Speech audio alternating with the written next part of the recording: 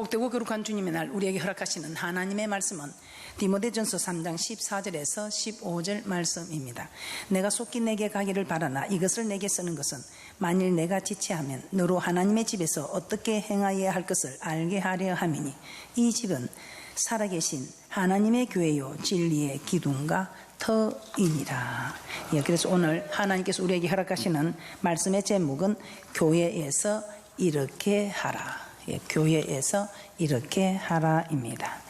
오늘 본문 말씀을 가지고 교회에서 이렇게 하라. 이 집은 살아계신 하나님의 교회라는 것입니다. 하나님의 교회.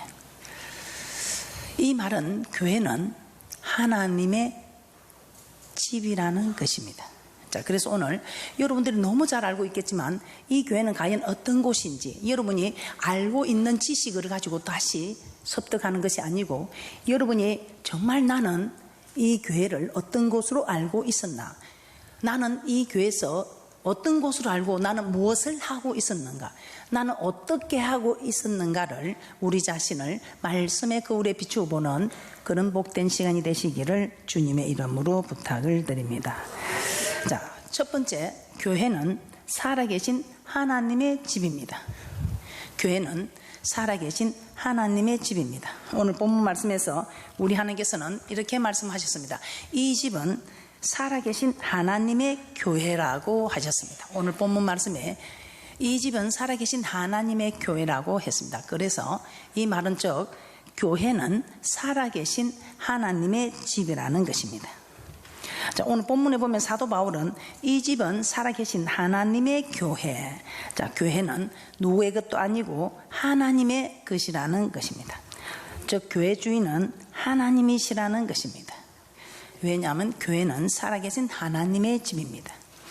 그래서 제가 오늘 전도사님 한 분에게 물어봤습니다. 전도사님, 그 집은 누구 집입니까? 자기 집이라는 것입니다. 그러면 그 집 주인은 누굽니까? 자기라는 것입니다. 그러면 오늘 이 교회는 살아계신 하나님의 집이므로 이 집은 주인이 누구십니까? 하나님이시라는 것입니다. 자, 그래서 사도 바울은 에베소서 5장 23절입니다. 에베소서 5장 23절입니다. 사도 바울은 그리스도는 교회의 머리가 되신다고 합니다. 교회의 머리가 되신다. 남편은 아내의 머리가 되는 것처럼 그리스도께서 교회의 머리가 된다는 것입니다. 에베소서 5장 23절입니다. 시작. 이는 남편이 아내의 머리됨이 그리스도께서 교회의 머리됨과 같음이니 그가 친히 몸의 구주시니라. 남편이 아내의 머리가 된다는 것은 남편이 아내의 주인이라는 것입니다. 그래서 아내 주인은 남편입니다. 그래서 우리가 호주 있던 분들 보면 호주 누가 되어 있습니까?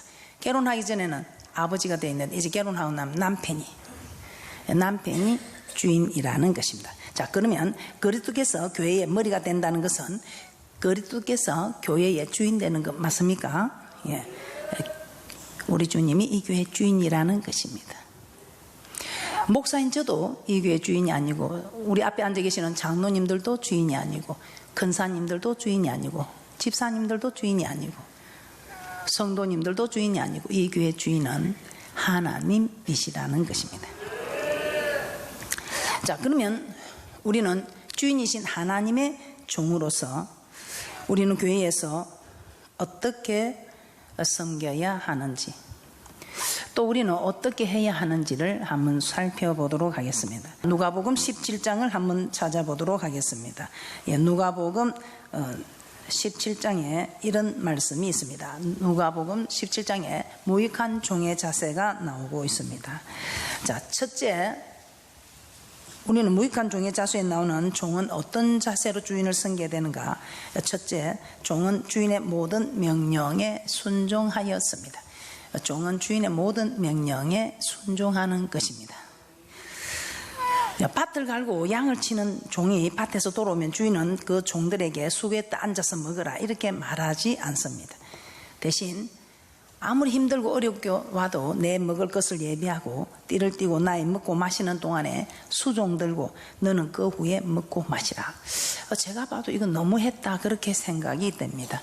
그러나 교회에서 하나님을 섬기는 우리는 이런 무익한 종의 자세를 가져야 믿음도 자라고 복을 받아 누린다고 말씀하고 있습니다. 누가복음 17장 7절에서 8절 말씀입니다. 시작. 너희 중에 네게 밭을 갈거나 양을 치거나 하는 종이 있어 밭에서 돌아오면 저더러 와 앉아서 먹으라 할 자가 있느냐? 도리어 저더러 내 먹을 것을 예비하고 띠를 띠고 나의 먹고 마시는 동안에 수종 들고 너는 그 후에 먹고 마시라 하지 않겠느냐? 하루 종일 밭에서 일을 하고 왔습니다. 양을 치고 왔습니다. 무척 힘이 듭니다. 이제는 쉬고 물도 마시고 좀 음식도 먹고 그렇게 좀 쉬고 싶었을 것입니다. 그런데 주인은 야속하게도 수고했다 말 한마디 하지 않습니다. 그러면서 제가 말하는 것이 아니죠. 이 하나의 말씀에 본문에 그렇습니다. 말씀에 어떻게 말합니까? 너무 야속하게 자신의 먹을 것을 준비하고 같이 먹자는 것도 아니고 내 먹을 동안 너는 옆에서 수종 들고 있다가 그 후에 먹고 마시라 이렇게 말합니다. 그런데 이 말을 들었을 때 아마 우리 같으면 어떻게 하겠습니까? 분명히 화를 내거나 너무 심하지 않습니까? 이렇게 불순종하거나 나는 밭을 가는 게 내 일이지 양을 치는 게 내 일이지 주인의 밭까지 하는 것은 내 소임이 아닙니다. 내가 할 일이 아닙니다. 그렇게 말할 수 있는 것이 우리의 자세입니다.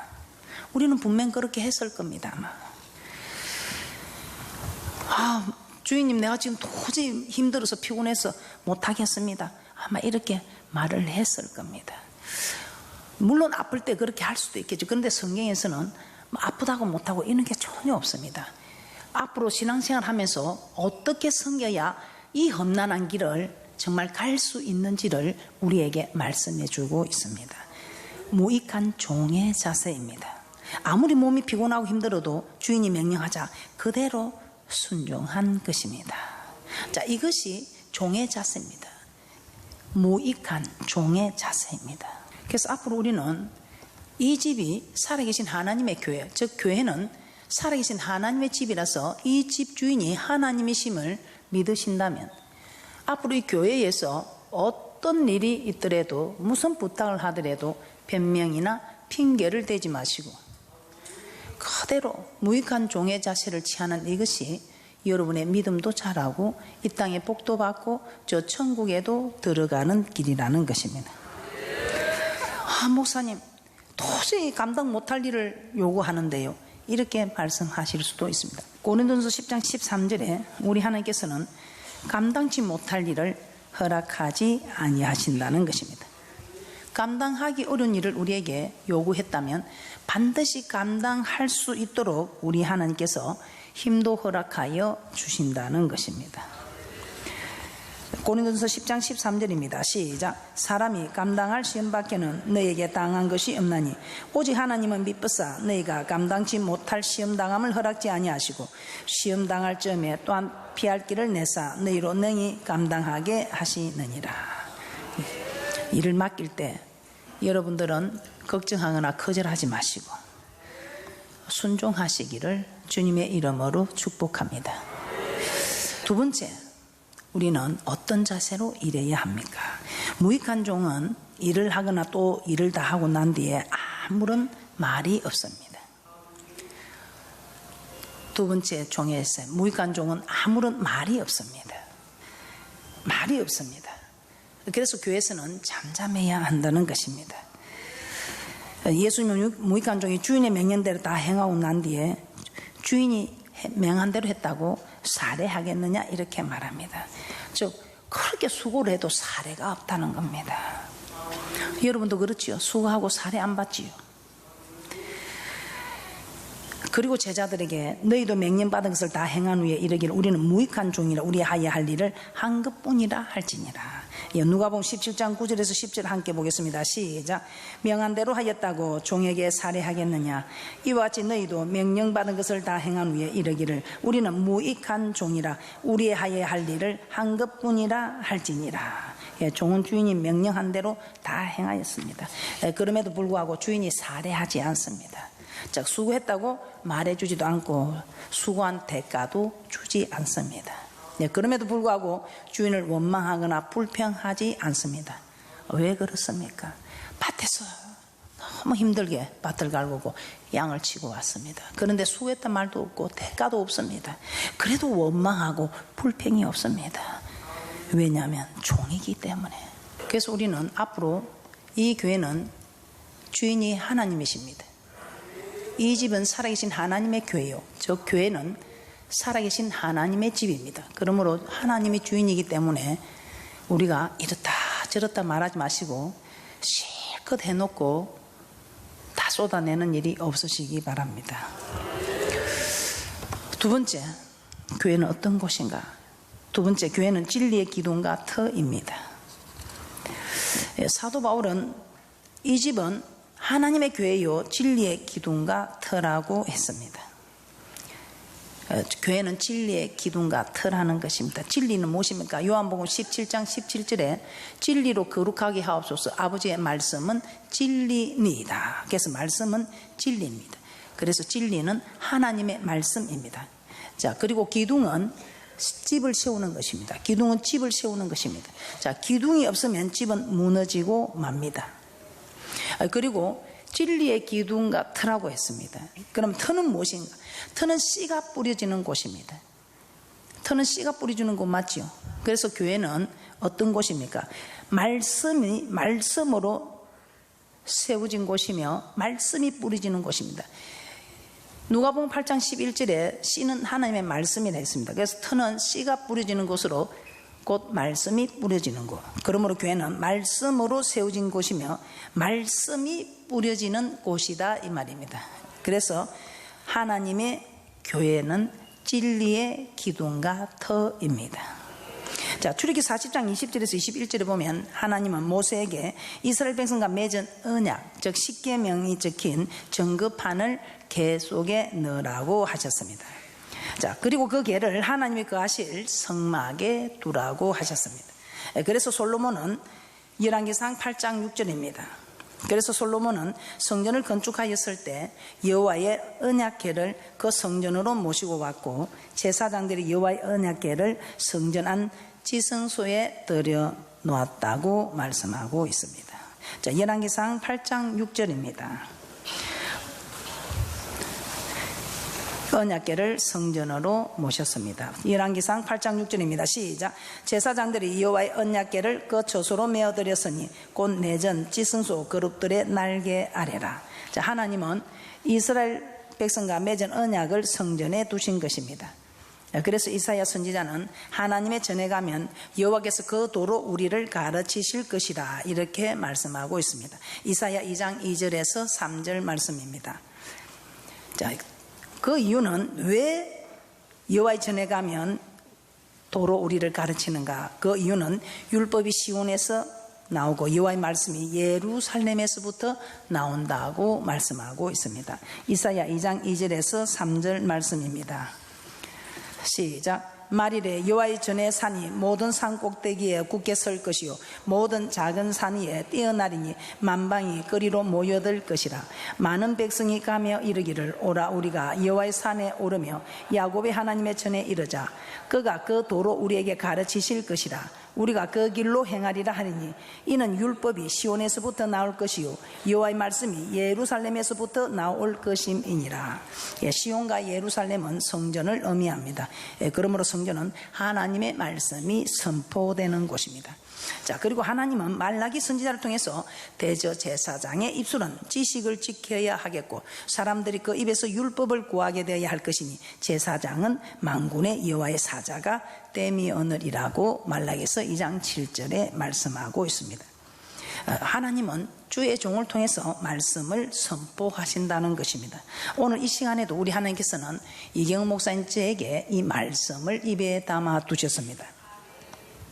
그래서 오늘날 하나님은 성전에서 주의 종의 입을 통해 말씀을 선포하십니다. 오늘 이 집은 내 집이다. 이 교회는 살아계신 하나님의 집, 내 집이다. 그래서 내가 주인이다. 내가 주인인데 너희들은 나를 섬길 때에 무익한 종의 자세로 섬기라고 말씀하고 있습니다. 그러면서 우리 하나님께서는 우리에게 오늘 이 성전에서 도로 우리에게 가르치고 있습니다. 즉 하나님의 말씀으로 우리를 가르치고 있습니다. 무엇을 가르치는 것입니까? 하나님의 말씀, 어떻게 우리가 하나님을 섬겨야 할지, 우리가 섬긴다고 섬기면서 하나님의 뜻을 모르고 내 뜻대로 하는 이런 일들이 있을까 하여 우리 하나님께서는 하나님이 어떻게 섬기는 것을 하나님이 기뻐하시는지 말씀을 통해서 정확하게 우리에게 말씀하고 있다는 것입니다. 자, 그래서 우리가 성전에 올라가는 목적이 무엇입니까? 진리의 말씀이 선포되는 교회에 그 말씀을 받으러 가는 것입니다. 왜 말씀을 받는다는 것입니까? 자, 로마서 2장 18절입니다. 시작. 율법의 교훈을 받아 하나님의 뜻을 알고 지극히 선한 것을 좋게 여기며. 자, 하나님의 말씀을 알아야 하나님의 뜻을 알게 된다 이 말입니다. 그런데 하나님의 말씀을 정확하게 알지 못해서 하나님의 뜻을 모르고 자기 뜻대로 자기 생각대로 하다가 멸망한 에덴 동산의 하와, 우리 너무 잘 알고 있죠.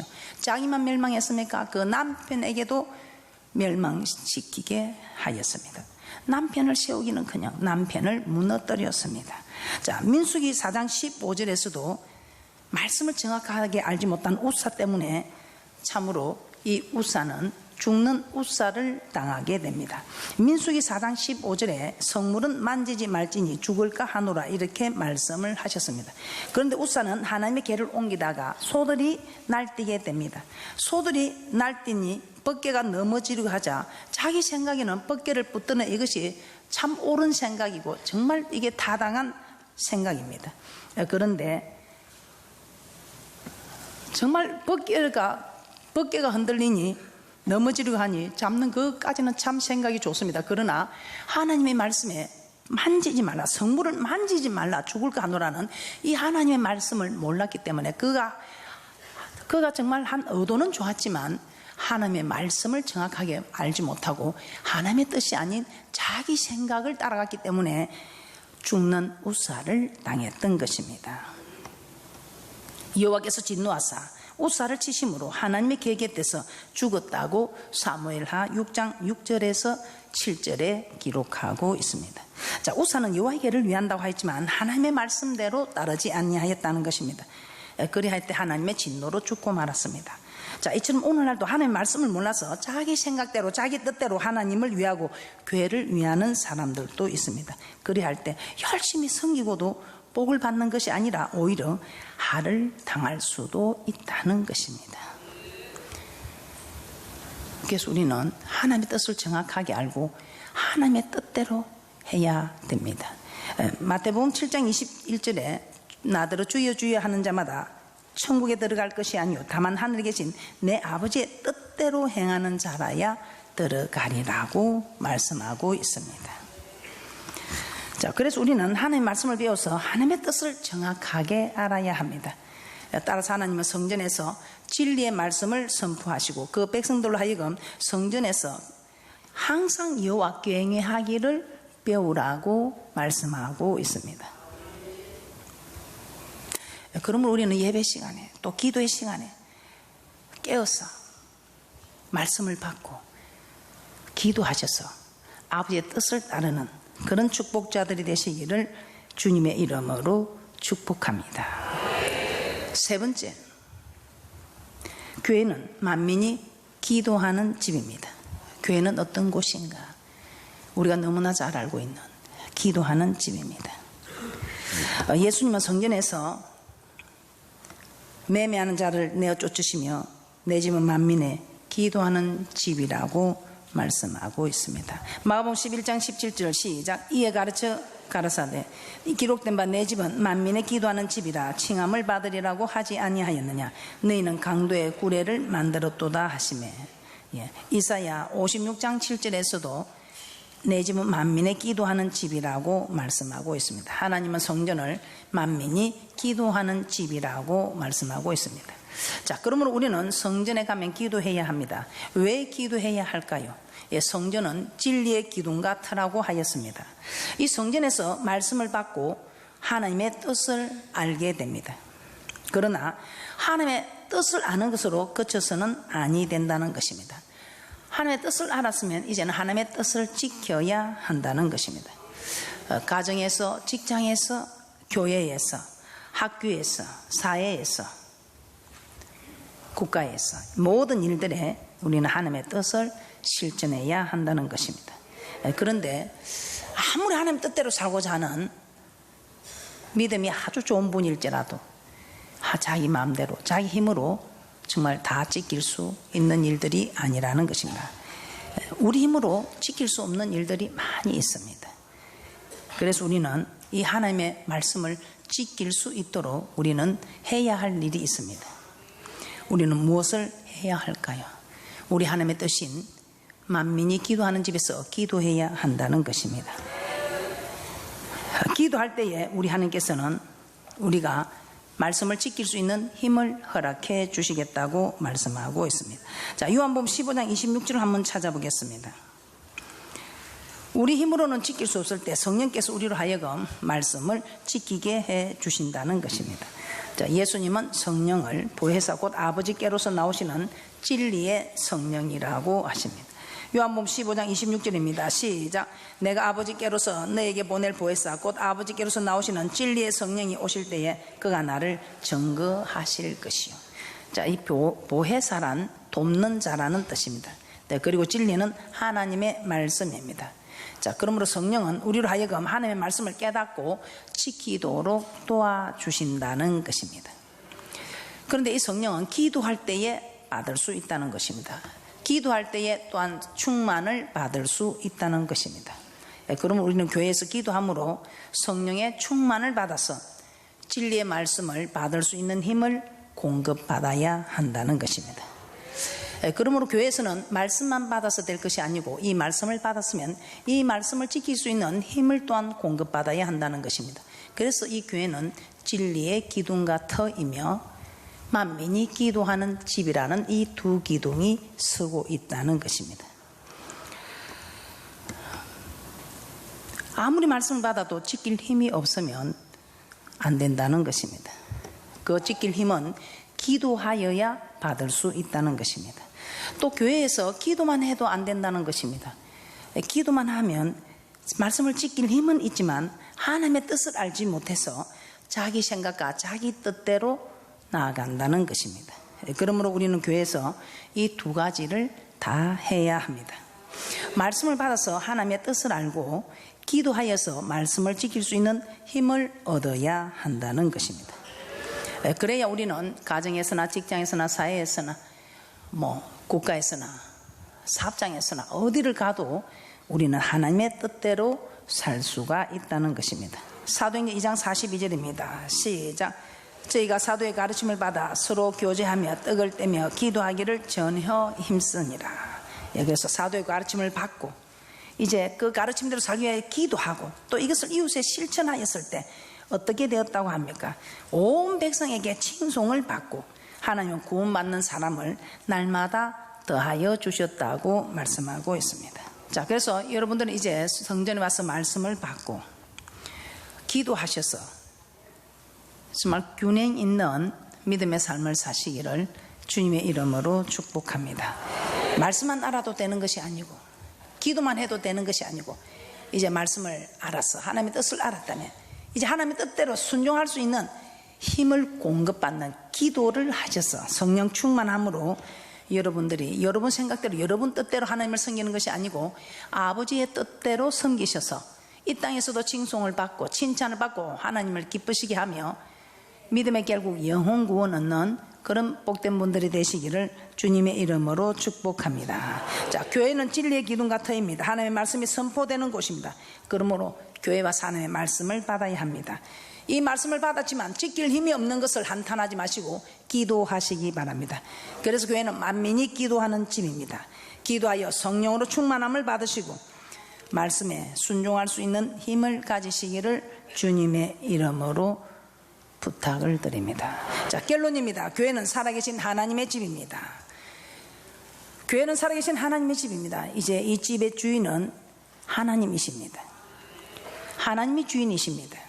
우리는 그 주인의 종입니다. 그러면 항상 종의 자세, 무익한 종의 자세로 교회를 섬기시기 바랍니다. 또한 교회는 진리의 기둥과 터입니다. 하나님의 말씀만 받아야 되며 이 말씀대로 살기 위하여 만민이 기도하는 집입니다. 기도하셔서 성령으로 충만하여 우리 하나님의 집에서